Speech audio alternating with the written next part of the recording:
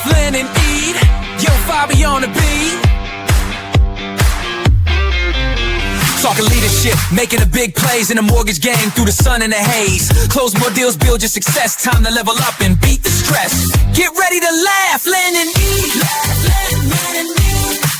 Your weekly seat. Let's go.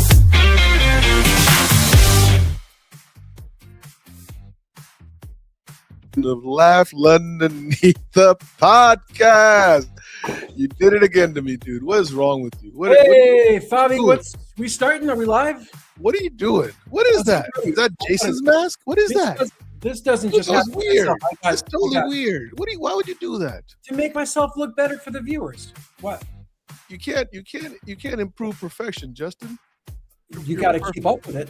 It doesn't happen all by itself. This doesn't happen just naturally. There's a lot of work that goes. There's a whole team, Fabi, that goes into this thing. Products. There's routines. No, hold on. You have a routine for your facial. I have a nightly routine now. Stop. Really? Listen. My wife and my daughter both told me you got to keep it going good. So I have. I do. Is this because we made you like a co-host on Laugh Underneath? Yeah, I don't want to get bumped by somebody with better skin.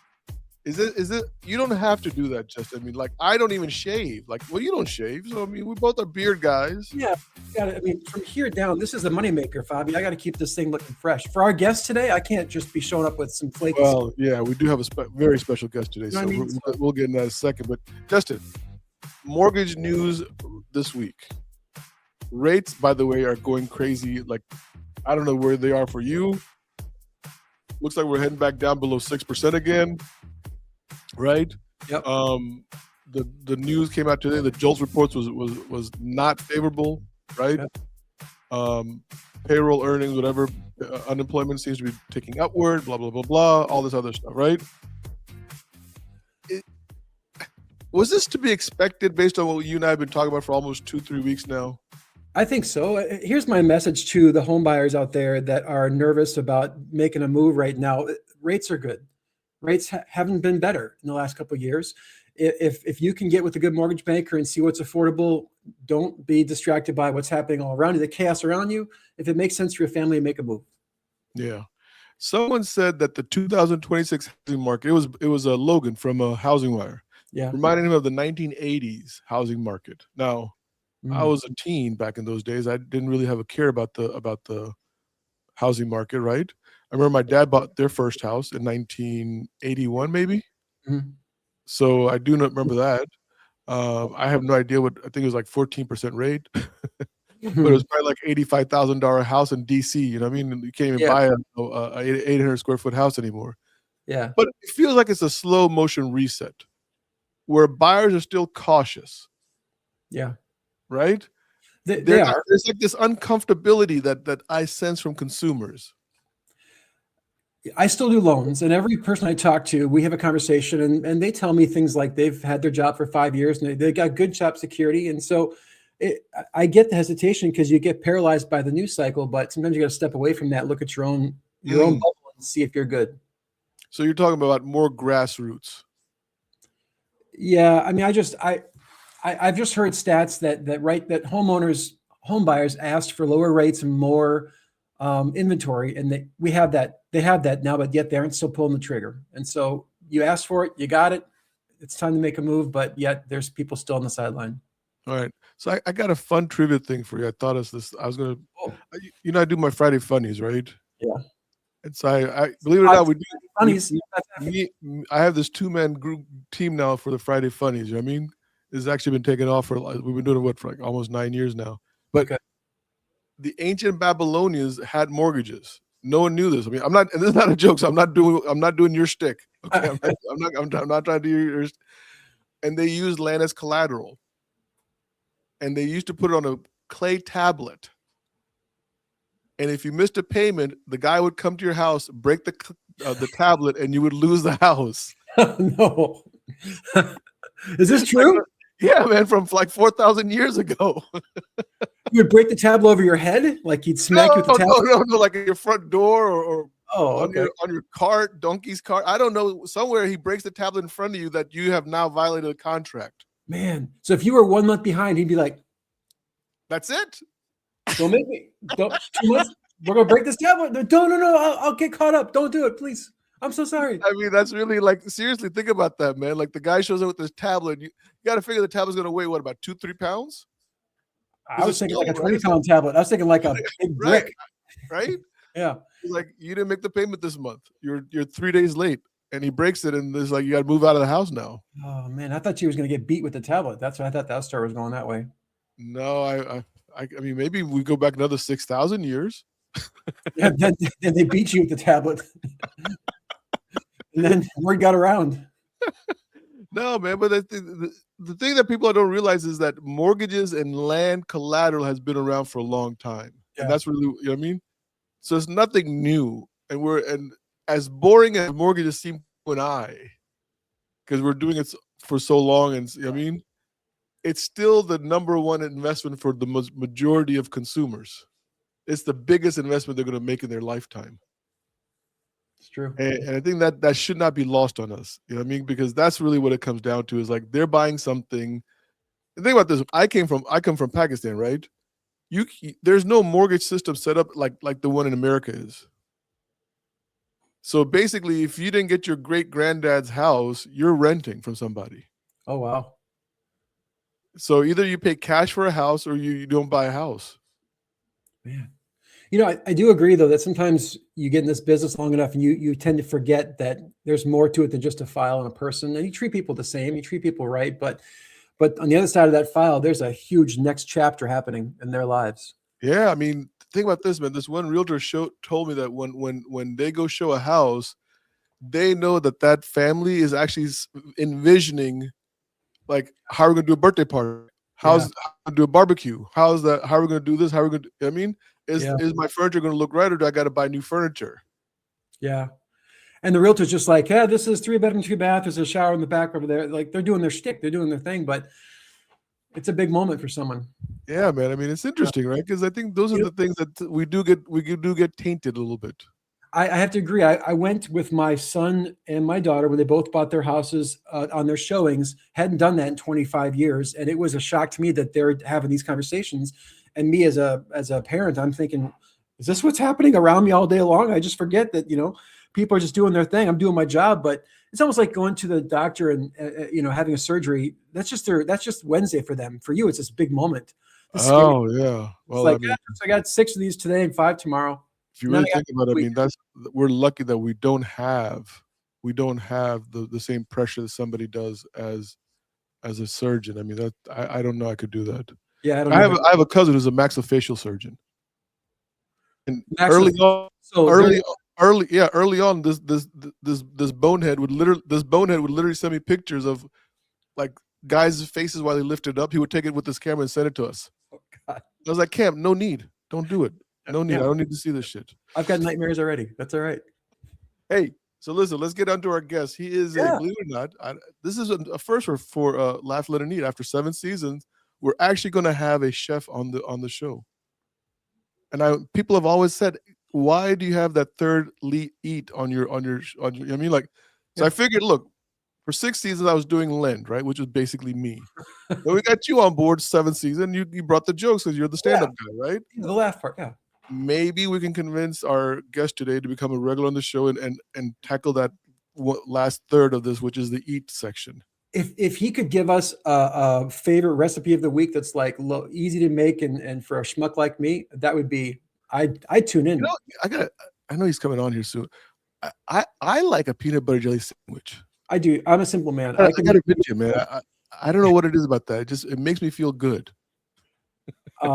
Let's dive deeper into that sometime because I've got a lot of questions. Well, look, but I'm the same way. But I have one question: are you peanut butter? Are you crunchy or creamy? Smooth. And jelly? Are you strawberry? Great. Smooth. And believe it or not, I actually switched over to you're not gonna believe what I just did. I actually switched over to honey. You did not. I did. I swear to God, I did. Oh, just recently. It's working. Because it was what my mom used to make for us when we were kids. What she used to, we didn't, we come from Pakistan, we didn't know, right? So she would put honey on there. It's delicious. I've had it. I'm sure you have. And so the first time I tried peanut butter and jelly, I was like, whoa, confused. Like, what's going on here? All these different flavors and layering is going on. You were out of jelly. You're like, what else can I make with this thing? Where's the honey at? Yeah. So anyway, look, let's get our guest on here today. His name is JJ Johnson. He's a James Beard award-winning chef, author, culture storyteller. He's a founder of a really cool restaurant, JJ, FIELDTRIP. I love that. So when I first saw that, I was like, wow, FIELDTRIP, that's really cool. Right? So welcome to the show, JJ. Thanks for having me. I love listening to you guys just talk about everything from mortgages, buying houses, crunchy peanut butter, smooth peanut butter. It is a fact, though, that I have young kids, 8 years old. They're twins. You know, the peanut butter and jelly sandwich is so underrated because you're right. When you bite into it, you feel so good. Thank you. And I think it's more about the bread than about the peanut butter or the jelly. Mm-hmm. I think when we start to try to get fancy with it, let me get jam. I'm gonna try this honey thing now because I've had peanut butter and like honey in a different realm, like fancy charcuterie, but not on the sandwich. Maybe I'll throw some truffle honey on there and make it dope. Oh, JJ, come on now. I'll be back. I'm gonna go. Truffle honey. So, but no, I'm happy to hear mortgage rates are at 6%, going below 6%. That's good for the market. Yeah, I think that's really good. But you bring up a good point, and this is not a prepared. By the way, I just should have told you it. We don't have prepared questions like normal shows do, so we kind of just let it flow. All good with me. I hope you're good with that, right? Because like if I tried preparing early on, and it just never worked in my personality. Just because you say something and I want to go down that rabbit hole. So the first thing you said that I really just picked up on is food has a feeling attached to it. Yes, it does. We eat that peanut butter sandwich on a Sunday afternoon and it's sunny and you get that glass of milk. Dude, I am 7 years old again in North Highland Street in Arlington, Virginia. Correct. That's where I'm at. I am not that 58-year-old guy that's trying to keep my back straight. You know, that's what food does. Food is nostalgic, right? You can always remember a place where you were. You talk about childhood. I remember going to Matthew Davis's house. He was Korean. His mom would make the best rice. I could still feel the steam coming up, smelling it, her putting it on the plate, and just how good it tastes. And I think things about food are just nostalgic, just like music is. We can remember music, like what car we were driving and going on that first date or picking somebody up to college, right? Food has that kind of same effect. That's what I try to do in my restaurants at FIELDTRIP, which is a rice bowl shop, or when I'm cooking, is I'm just trying to bring a nostalgic moment so that you guys could go walk away and be like, oh, that was the best. Maybe it might have not been the best meal, but it was the best feeling I've had in a really long time. Yeah. And that's what food does to you. Yeah, especially when you combine food and music together. Yeah. Now you're talking like a different level altogether, right? Like if you had extra food at some concert, or I don't know. I don't think food and concerts go together too well, but I've had some things at concerts that shouldn't be talked about on air anymore. Hey, I got a question I got to ask. I have to ask. All right, so you are my first rice expert I've ever talked to in my life. Do I need to wash my rice with something like this? Is that important for a schmuck like me? Jasmine rice. Hold on, let's start from there. Do you wash your rice right now? Sometimes if I remember to. If I'm busy, I don't. I just kind of go with it and don't wash it. Come on, man! Don't really. Don't do it. Don't go down. You should always wash your rice. Always. And the reason why I say you should always wash your rice is I don't argue with the grandmas in the world. Every grandma washes their rice from a cultural background. And listen, you wash your vegetables, you wash the fruit, right? Things are in the ground. Rice is grown in water, right? Irrigation system. There's a lot of mud. There's ducks floating around. There's crawfish, depending on where you're getting it from. Right, buddies. It's not the rice I'm eating. Right? Rice comes from the rice factory. What are you talking about? No, the rice factory. You definitely don't want that rice if it's just coming from a rice factory at all. But you want to wash the rice until the water runs clear. And when you cook your rice, that's going to allow you to get beautiful, nice, fluffy rice. And I know some people might be thinking like, oh, I got that box rice with the seasoning in it. How do I wash that rice? And we're not talking about that rice. We're talking about like, a perfect pot of rice. You wash it. And if you're going to season your own rice, you bloom it in some fat, butter or oil, and then you add that rice in there, toast it like popcorn, and then kind of build flavors on from that. I'm getting hungry, man. Yeah. You're doing to me, man. This is not cool. It's our time. And my mind is just too. I got like it's just not good, man. Like I'm already like thinking about food in my head. Like what am I going to do for dinner? By the way, my wife's home in Pakistan for the last 4 weeks, Oh, and so it's just me and my 28-year-old son. A lot of people. what y'all eating? What y'all eating? Peanut butter and jellies? All sorts of stuff. I mean, it's been really look. There's been some hits and misses. I'll give you. There's definitely some misses there. But okay, let's get back to you though. I want to ask you something that's really cool. Like you have this business, right? Field trips, right? And then you're also a chef. I mean, an award-winning chef. I mean, let's just we can't just minimize winning a James Beard Award is no small feat. So let's Thank you. acknowledge. Thank you. I mean, sorry, yeah. What did the kitchen teach you about leadership that business never could? You know, the kitchen. I think about like the running a kitchen is like raising kids. Right, like you have to cultivate them, you have to teach them, you have to work on their temperament, you have to work on speed and urgency, you have to figure out how to make everybody work as a team. So the way the kitchen works is like an orchestra. It's like a chef is a conductor, and you also have to be able to work with so many different personalities at one time. You could have a hothead. You could have a very quiet person. You could have that intern working that day. You could have somebody new. You could have the dancing dishwasher that's disrupting everybody and everybody's laughing at him because he's dancing, washing all these dishes. So, the one thing that the kitchen has always taught me is, how to take personalities and mesh them together and how to get everybody to work on kind of one accord. And if you can figure out how to do that, your kitchen is very successful. Because the business world is boring. Let's just face. I mean, I'm in the mortgage business for 32 years. I thought I was in the insurance industry for 7 years, right? I've had several businesses throughout the years, bought and sold several businesses. Most business people are boring. Let's just boom. But the people in restaurants, there's a certain excitement about them. Yeah. I don't know what it is about you guys. What do you guys every day is a different day. Like you come in there, you're gonna cook this food. But every day is a different day because we're in the people business. Mm-hmm. And there's just no way around that. You're going to get different encounters. You might walk in and you might be pissed off, right? You thought you were going to sell that home or you're going to trade on the market and it was a bad day for you. You came in to get a martini and the restaurant should uplift you and bring you from that 0 to 10. So that's a totally different experience. We recognize that as the restaurant culture and we're absorbing a lot of that energy. How interesting. And then in the back of the house, you don't know. The kitchen could be burning down, man, but we don't want y'all to know that.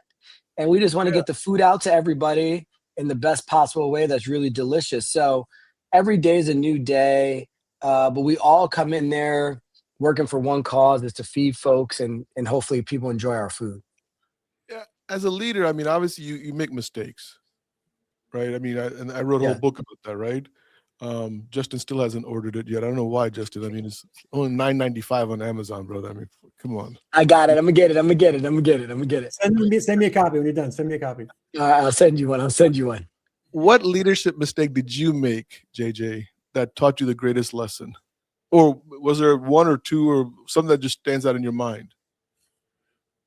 I'll give you a really, really vulnerable story. I was a chef at a restaurant in New York City called the Cecil.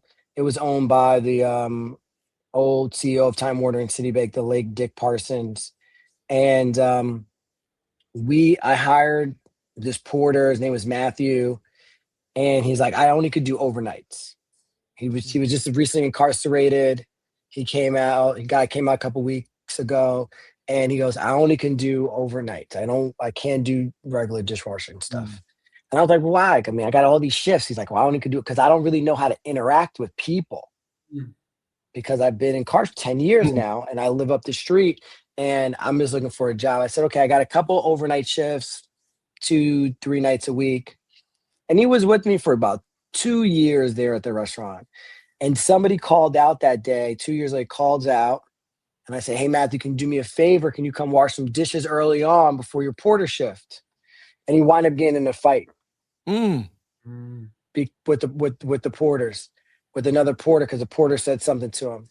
And I had to let him go. And in letting him go, he goes, man, I told you I don't work well with people. But since you called me in, you gave me my first job. And it's like, sometimes you just got to listen to the folks you're hiring around you because they're giving you the tools for success to Wow. run somebody else's business or your business successful.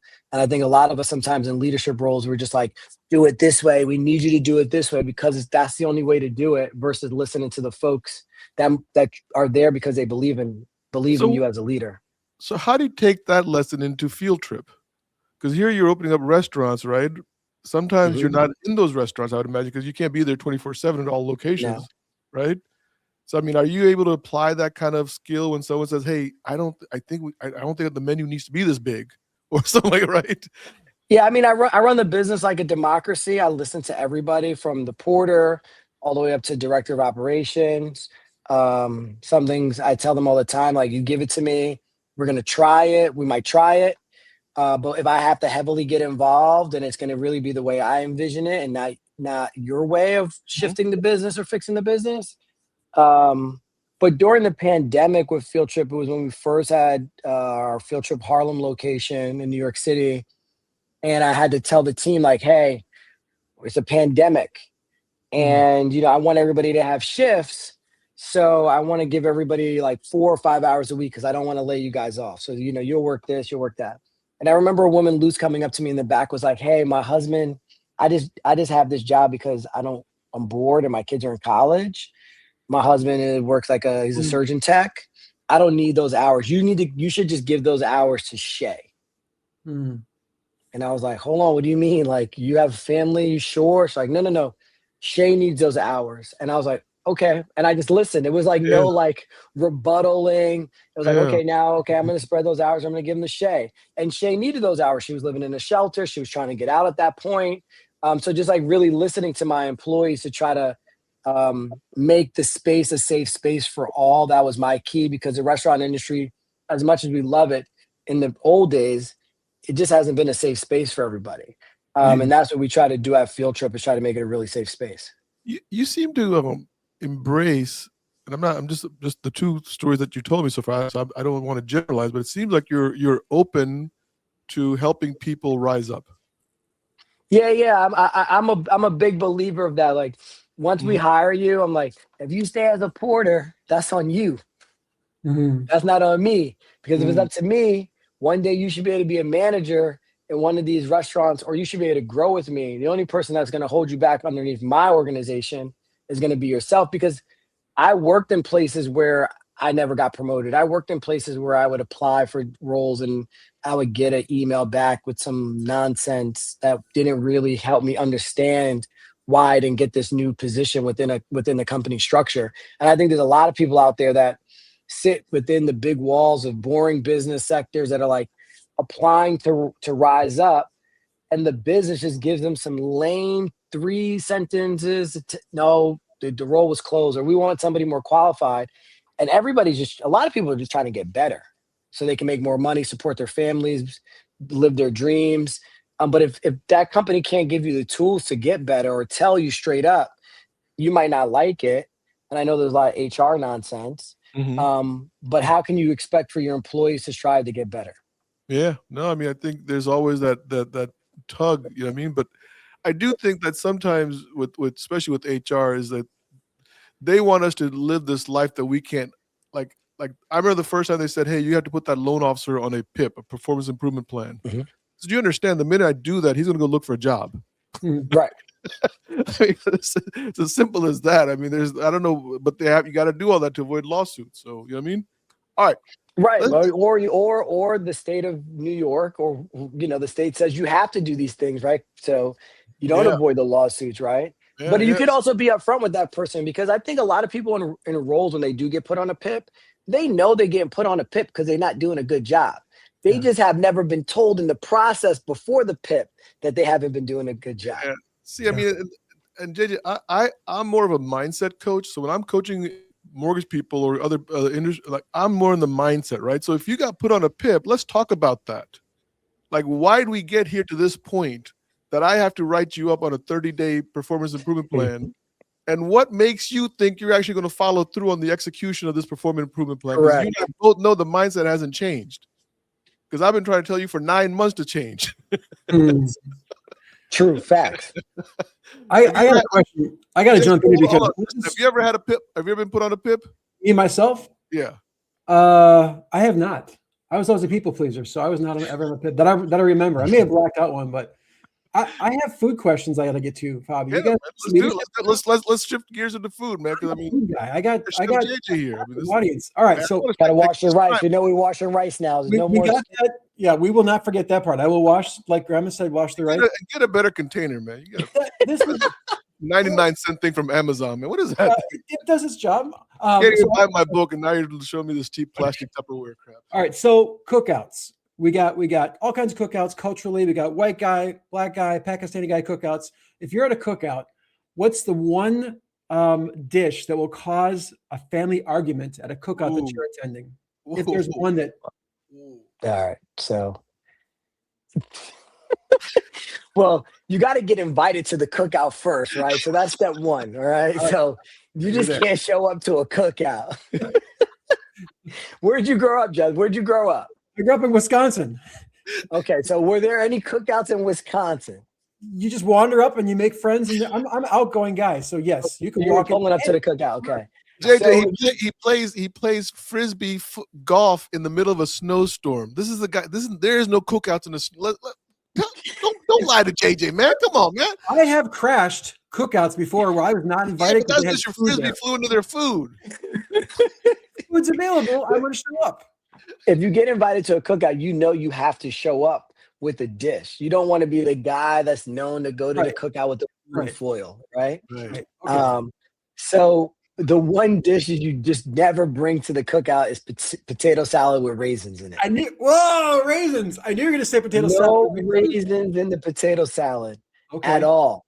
You will get kicked. You will not even. There will be no argument. You will get kicked out of the cookout. All right. Potato salad, should it be white or yellow? Potatoes. Potato salad. Well, what color? Well, you should use white potatoes, and the color should be white. What? But I like the one that's yellowish. Why would it be yellow? You put turmeric in it? Something like turmeric or some kind of mustard. All right, that's fine. Oh, right? You can put. I mean, mustard is in it, so it's like a mustardy potato salad. It's got a yellowish tint to it. And that's when I know that if it's totally white, I stay away from it. Totally white. Yeah. Not totally white, not totally orange. I mean, yellow should be kind of in the middle. No against my white brothers. No, sorry, Justin. It's not about you guys. No raisins on the top. No, it's all good. But I'm just saying, like, you know what I mean? Like,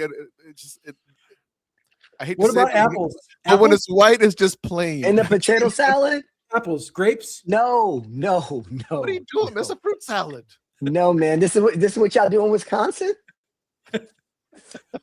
They probably throw some moose in there also, man. Probably some moose meat somewhere. Well, listen, since Justin, you're a cool dude, I would invite you to my cookout in Miami. We're doing it during Food and Wine South Beach on February 21st.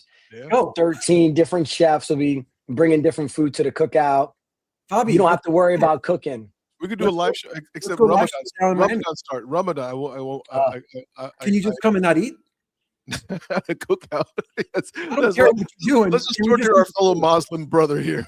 Can we just go there? I don't care what you. Let's have girls dancing in bikinis and eating barbecue and let him just sit there and suffer. And then by the way, happy Ramadan. Happy Ramadan. No, it was not happy Ramadan, right? You'd be fasting. The wrong time to be fasting. No, thank you. Look, let's talk about food though. Like you have embraced other cultures in your food exploration. Yes. From what I've understood, you combine Afro-American along with Asian. Is that accurate? Yeah, I do. I through my career, I've combined it the food of African diaspora with the Asian cooking notes. Yeah.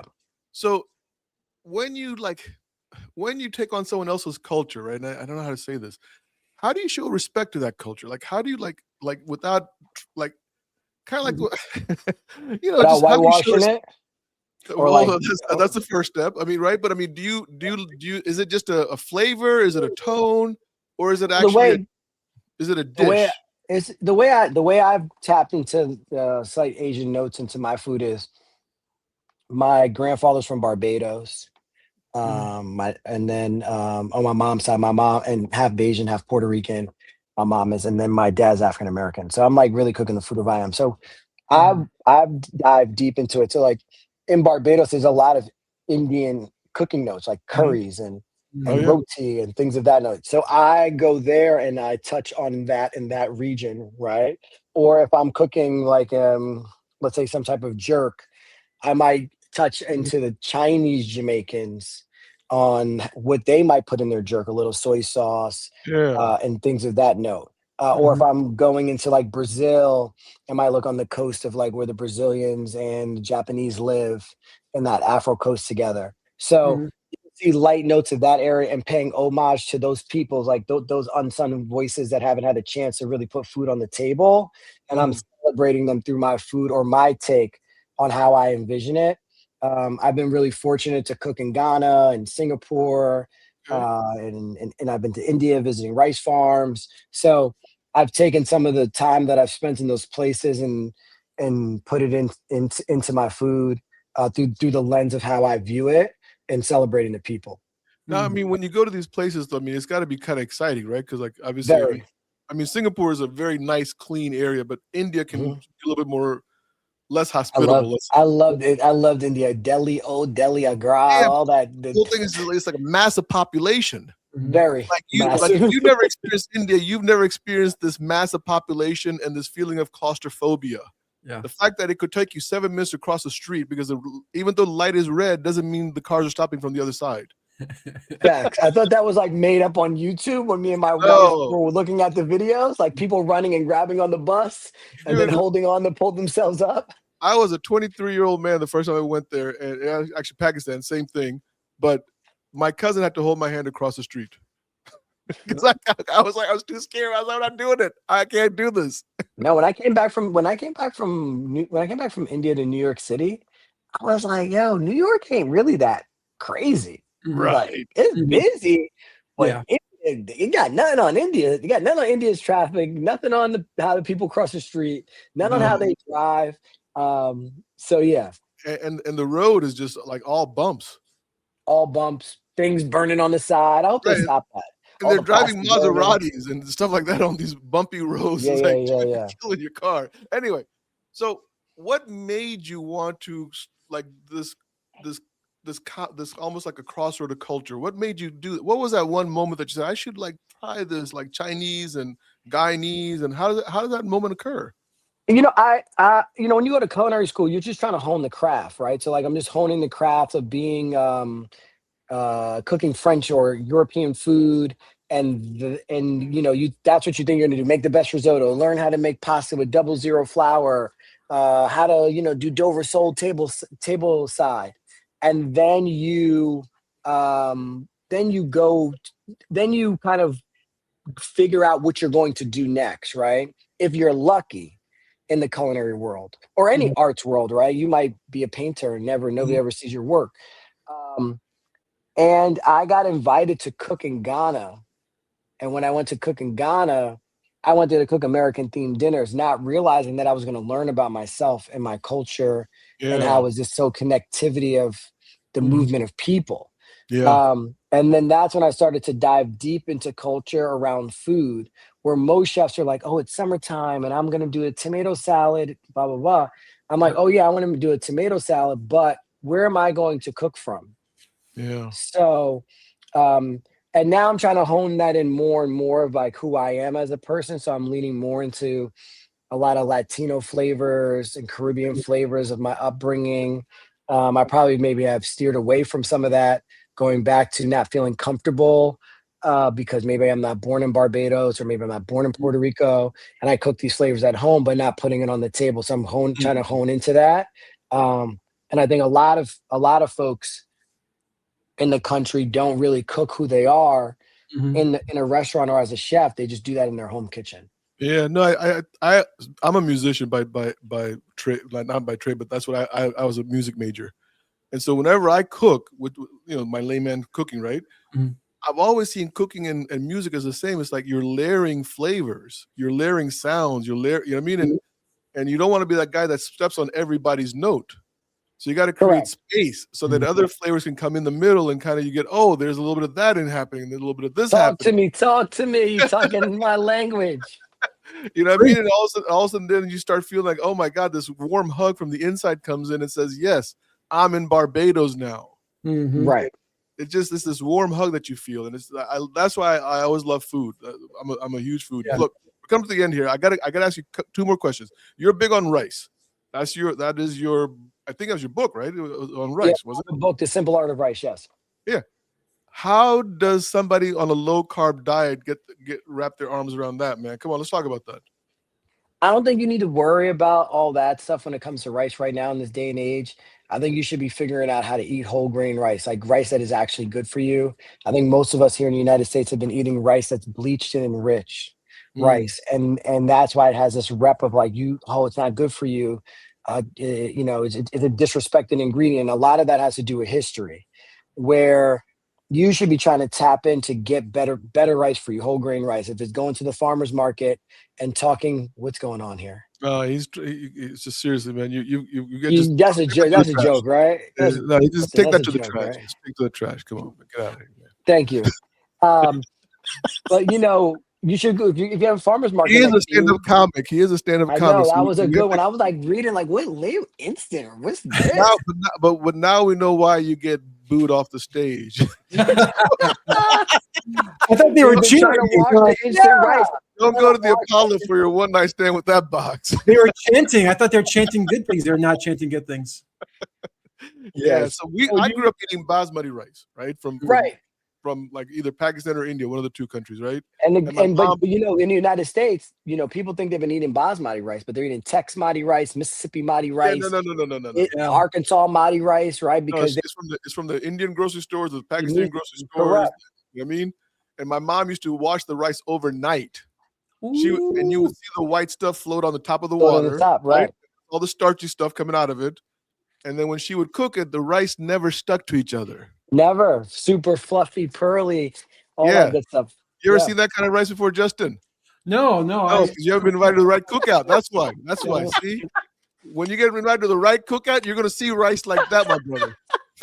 If I can come to the cookout, I'm bringing rice to the cookout. Do not bring that. Don't just leave that with your dog. Leave that with your dog. Justin, you live in Wisconsin. Justin, do you still live in Wisconsin right now? I'm in Minnesota now. He moved up. Oh, Minnesota, man. He moved up the ladder. Justin, now we got to talk about, and I don't want to bring this up on every episode, Justin, but we have JJ here, so I got to bring it up, right? You have to. You know what I got to bring up, right? I do know. Let's do it. Let's go there. Let's get this over with. Yep. So Justin's been on this diet, man, where he eats nothing but honey.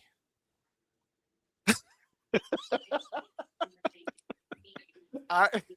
I'm tired of bringing this up to every guest. You know what I mean? I was like, we're not going to bring this up again, but It's you're a organic. chef, AJ. Can you One ingredient, Okay. and that's about it. So how many spoons of honey do you eat a day? Whatever you need. You want 1 spoon? You got 5 spoons. It's up to you. And you're not feeling like off? I'm a little jacked up. I'm a little bit off. How many more days you got? As long as we can do this thing, I guess. It's been about 6 months now. So I get a headache just talking about it. I get a headache just talking about it, man. I mean, I get 6 months on just honey? What honey? Let me see the honey. He's gonna get his little Winnie the Pooh bottle. I hope dear God, people are watching this on YouTube and not on Spotify. Get it on YouTube so you can see this moment. Oh, so Okay. organic. Look, it's Okay. homemade. My boss makes it. That's the other from part. from his honey. Yeah. JJ, so the CEO My of his boss mortgage pays me in company- honey. Actually, that's how he pays. The CEO of his mortgage company actually makes the honey, It's called and then that's Honey what he Brown Farm. and that's what he gets for his quarterly bonus. So that's how he can do this. A lot of it. I got jars and jars of it. So is there anybody else in your house on the honey diet? Nope, just me. So just honey and water for the last 6 months. No water, just straight honey. There's probably water in the honey, I'm sure. So you're not drinking no water either? Nope, just honey. And what have you seen change in your body? I'm like really intrigued here. I'm a lot stickier. I'm a lot stickier. I don't know how to explain that any better, but way more stickier than ever before. I'm warmer when it's cold outside. I feel warmer when it's cold outside, and I feel a lot up a lot. I feel a lot of like my heart is sometimes like just beating through my chest. It feels like it's crazy. And why did you do this? And I don't use a spoon. I just use my fingers. So I just do this like that. And why did you do this? All right. Look, this is the last time we're doing this bit for you, Justin. I can't do this anymore, man. Oh my God. You bring it up. I don't know. I mean, I'm gonna check in on you, Justin, in a couple more months, making sure you're all right, man. I'll come bring some to Miami. We'll go to the thing together. I'll To the bring some. cookout with the Is there honey. like a honey barbecue? Is that a honey barbecue thing? Like I'm Yeah, not a with big honey. sweet barbecue. I don't like sweet barbecue myself. I Yeah, mean, the honey barbecue is nice. Yeah, somebody's doing some honey barbecue pork ribs. so there you go, Justin. See? Now I'm hungry again. This is great. But Yeah, you have it to was come you off only your eat diet. honey. You only get your You honey. have to come off your diet if you're going to have the honey barbecue pork ribs. I'll do it in Miami. For you, I'll do it. Unless you just lick the ribs and just take the honey portion for yourself. And it's Ramadan. You can just watch me during Ramadan. Just be like, "How's it taste?" It tastes amazing. I can't do this anymore with you. All right. Look, man. That's funny. JJ, you're going to be down in Miami on February 21st at the date? Yeah, I'll be down there February 21st in Miami. Yeah. Is there a location or just all over Miami? The cookout will be taking place at Eden Rock Hotel from 4 p.m. to 8 p.m. 13 different chefs from Miami will be highlighting Black chefs in Miami, Nice. their restaurants and their food. Nice. DJ Too Much will be DJing, and then we'll have a guest performance from the infamous Fat Joe. Yeah. And What does he'll what does he eat? Like everything? I'm not sure. This will be actually my first time meeting him, even though he's a New Yorker. Okay. I'm looking forward to meeting him. And maybe he can do the honey diet for the next 2 months, and maybe he can do the honey diet. Skinny Joe. Or he get the honey Joe. Yeah. Look at the. Jay just got jokes too, man. Look at this could have fall apart, did it? I'm down for collab. I hope you're joking with this honey thing. And no, but it's great. It's our 4th year in South Beach. You know, the goal of it all is to, help restaurants, help chefs that just don't know that don't get the notoriety. And this helps them fill out their restaurants and close the equity gap. But, thanks for having me, guys. No, man, listen, thank you for coming on the show. Once again, you're more than invited to come back anytime you want. Have your people connect with us. We'll get you back on here, man. This was a great episode, JJ. I wish you nothing but luck. I mean, love for everything you're doing, man, because you got this whole field trip thing happening. I wanted to grow, man. Yes. And we put hot honey. We got hot honey at Field Trip. So whoa! Trip in New York City anytime. Any chance of a location like in Minnesota, Minneapolis? I mean, they could probably use a Field Trip restaurant right now. I'll pull up to Minneapolis. I'm there. I support you guys over there. Minneapolis needs a lot of help right now, man. What is hot honey? Is that like honey that in the microwave or something? What's going on with that? Now I got a little spice to it. We added some spice and some peppers to it, some bird's eye chili. Take you up another notch. Justin, what are you gonna do with your bad self if you get some spicy honey in you? It's gonna be too Caliente. I don't know. Too much to handle for you. I don't know. All right, guys. Well, look, thank you all for being on here, guys. Make sure to check out JJ. You're on the Food Network also, right? I just saw the note up here pop up. Yeah, you can see. You can see me on the Food Network from time to time. I have a cooking show on Clio TV called Just Eats with Chef JJ. Yeah. Can catch me on any social channel at Chef JJ. Come to New York City. Guys, support Chef JJ. I mean, please go out there. Get if you're in the Miami area, go down there and hang out with him. It's gonna be. Yeah. I wish it wasn't Ramadan, man. I would come down there. I would love to hang out with you guys. I think we would have the best time in Miami. We hit the best bars. I mean, we eat great food. Next time. Next time, man. Next time we'll plan it. All right, guys. Definitely. Let's get out. Talking leadership, making the big plays in the mortgage game through the sun and the haze. Close more deals, build your success. Time to level up and beat the stress. Get ready to laugh, land and eat. Your weekly scene. Let's go.